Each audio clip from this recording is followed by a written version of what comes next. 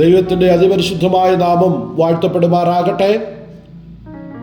ദൈവജന ശ്രോതാക്കളായ നിങ്ങൾക്കേവർക്കും കർത്താവായ യേശു ക്രിസ്തുവിൻ്റെ നിസ്തുല്യമായ നാമത്തിൽ പ്രഭാതവന്ദനം. വാത്സല്യ ദൈവമക്കളെ, കഴിഞ്ഞ ദിവസം നാം ചിന്തിച്ച വിഷയത്തിൻ്റെ തുടർമാനമായി പ്രാർത്ഥന ചിലതിനെ തുറക്കും, പ്രാർത്ഥന ചിലതിനെ അടയ്ക്കും എന്ന വിഷയത്തെക്കുറിച്ച് കഴിഞ്ഞ ദിവസം നമ്മൾ ചിന്തിക്കുവാനിടയായി. അതിൻ്റെ തുടർമാനമായി ഇന്ന് നമ്മൾ ചിന്തിക്കുവാൻ ആഗ്രഹിക്കുന്ന വേദഭാഗത്തിലേക്ക് നമ്മൾ മടങ്ങി വരുന്നു. യാക്കോബിൻ്റെ ലേഖനം 5-ാം അധ്യായം 17-18 വാക്യമാണ് നമ്മൾ വായിച്ചത്. മഴ പെയ്യാതിരിക്കേണ്ടതിന് അവൻ പ്രാർത്ഥനയിൽ അപേക്ഷിച്ചു. 3 സംവത്സരവും 6 മാസവും ദേശത്ത് മഴ പെയ്തില്ല. അവൻ വീണ്ടും പ്രാർത്ഥിച്ചപ്പോൾ മഴ പെയ്തു, ഭൂമിയിൽ ധാന്യം വിളഞ്ഞു. നമ്മൾ കണ്ടു പ്രാർത്ഥന മരണത്തിനെ അടച്ചു. നമ്മൾ കണ്ടു പ്രാർത്ഥന ചിലതിനെ അടയ്ക്കുവാനിടയായിത്തീരും. ഇന്ന് നമ്മൾ വീണ്ടും ചിന്തിക്കുന്നു പ്രാർത്ഥന ചിലതിനെ തുറക്കുവാനിടയായിത്തീരും. ആകാശം അടഞ്ഞു പോകാൻ പ്രാർത്ഥിച്ച ഏലിയാവ് വീണ്ടും പ്രാർത്ഥിച്ചപ്പോൾ ആകാശം തുറന്നു.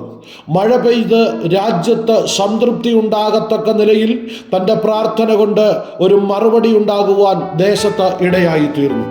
ഈ പ്രഭാതത്തിൽ എന്നെ കേൾക്കുന്ന ദൈവമക്കളോട് ഞാൻ പറയുന്നു, നിങ്ങളുടെ ജീവിതത്തിലെ വരണ്ട അനുഭവങ്ങളിലൂടെയാണ് നിങ്ങൾ കടന്നു പോകുന്നതെങ്കിൽ, ജീവിതാനുഭവങ്ങളിൽ വരണ്ട അനുഭവമാണ് നിങ്ങൾ അഭിമുഖീകരിക്കുന്നതെങ്കിൽ, പ്രാർത്ഥന വഴി ദൈവം അതിനെ കിളിർപ്പിക്കുവാനിടയായിത്തീരും.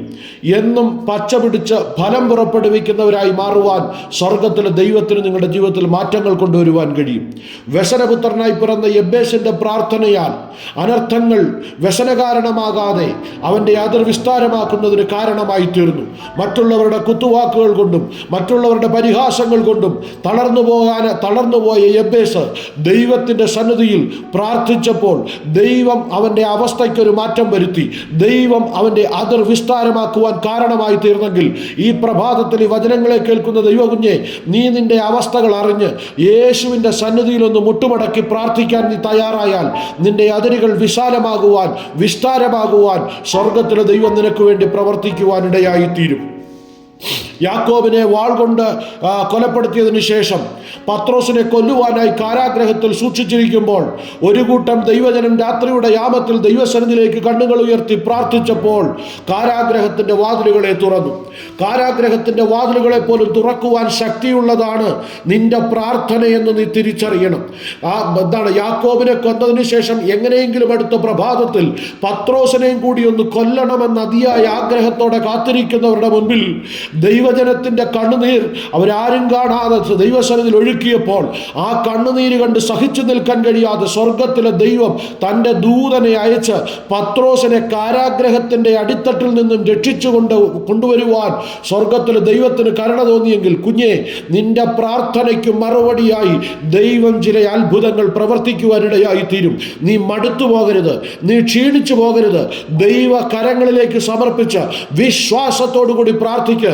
എത്ര വലിയ കാരാഗ്രഹമായാലും സ്വർഗത്തിലെ ദൈവം അത് തുറക്കുവാനിടയായിത്തീരും. നെഹമ്യാവ് പ്രാർത്ഥിച്ചു. വെന്തുകിടക്കുന്ന ചണ്ടിക്കൂമ്പാരങ്ങളിൽ നിന്നും മതിൽ പണിയേണ്ടതിന് അവൻ ദൈവസന്നിധിയിൽ പ്രാർത്ഥിച്ചപ്പോൾ തടസ്സങ്ങളുടെയും പ്രതികൂലത്തിനു വേണ്ടി കടന്നു വന്ന, മതിൽ പണി തടസ്സപ്പെടുത്താൻ വന്ന സൻബല്ലത്തുമാരുടെ മുൻപിൽ, തോബിയാബുമാരുടെ മുൻപിൽ പണി നിർത്തിവെക്കാതെ, പണി ഉപേക്ഷിച്ചു കളയാതെ പ്രാർത്ഥനയുടെ ശക്തി കൊണ്ട് അവർ മതിൽ പണിയുവാനായിട്ടിടയായിത്തീർന്നു. അതുകൊണ്ട് ഈ പ്രഭാതത്തിൽ ഞാൻ പറയുന്നു, പ്രാർത്ഥന ചിലതിനെ അടയ്ക്കും, പ്രാർത്ഥന ചിലതിനെ തുറക്കും. ഏതു വിഷയത്തിനായി ദൈവസന്നിധിയിൽ നാം പ്രാർത്ഥിച്ചാലും നിശ്ചയമായും നീ വിശ്വസിക്ക്, ദൈവം അതിനു മറുപടി തരിക തന്നെ ചെയ്യും. അതിനാൽ പ്രാർത്ഥനയിൽ ശക്തിപ്പെടുവാനിടയായി തീരട്ടെ, പ്രാർത്ഥനയിൽ ബലപ്പെടുവാനിടയായി തീരട്ടെ. വചനം പറയുകയാണ്, എല്ലാറ്റിനും സ്തോത്രം ചെയ്യുവിൻ, ഇതല്ലോ നിങ്ങളെക്കുറിച്ച് ക്രിസ്തു യേശുവിൽ ദൈവേഷ്ടം. ഇന്ന് നിങ്ങൾ കടന്നു പോകുന്ന പ്രതികൂല സാഹചര്യത്തിൻ്റെ മധ്യത്തിൽ നിന്നുകൊണ്ടും പ്രതികൂലങ്ങളുടെ കയത്തിലാണ് നിങ്ങൾ കിടക്കുന്നതെങ്കിലും ദൈവത്തിൻ്റെ കരങ്ങളിലേക്ക് ഭരമേൽപ്പിച്ച് പ്രാർത്ഥിക്കുവാൻ നീ തയ്യാറായാൽ നിശ്ചയമായും ദൈവപ്രവൃത്തി നിന്റെ ജീവിതത്തിൽ നടക്കുന്നത് നിനക്ക് കാണുവാൻ കഴിയും. ആയതിനാൽ ഈ പ്രഭാതത്തിൽ ദൈവകരങ്ങളിലേക്ക് ഏൽപ്പിച്ച് പ്രാർത്ഥിക്കുക. സ്വർഗം ചില പുതിയ വഴികളെ നിനക്ക് വേണ്ടി തുറക്കുവാനിടയായിത്തീരും. ആയതിനാൽ ഈ വചനങ്ങളാൽ ദൈവം നമ്മളെ ഓരോരുത്തരെയും ധാരാളമായി അനുഗ്രഹിക്കട്ടെ. ദൈവം നമ്മളെ സഹായിക്കട്ടെ. Thank you.